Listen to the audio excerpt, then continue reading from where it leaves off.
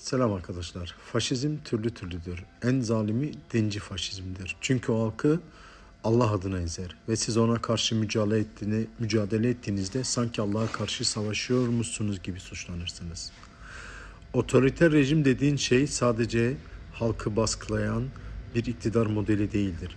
Aynı zamanda çürümüş bir sistemin yalanla, korkuyla ve zorbalıkla kendini ayakta tutma çabasıdır. Bu rejimler istikrar yalanıyla halkın aklını bulandırır. Milli irade maskesiyle ele geçirdikleri devleti kendi mülklerine çevirir. Hukuk yok olur, medya susar, muhalefet hapis ya da hedef haline getirilir. Toplum zamanla buna alışır. Susmaya, korkmaya, unutmaya alışır. Çünkü her şey sistematik.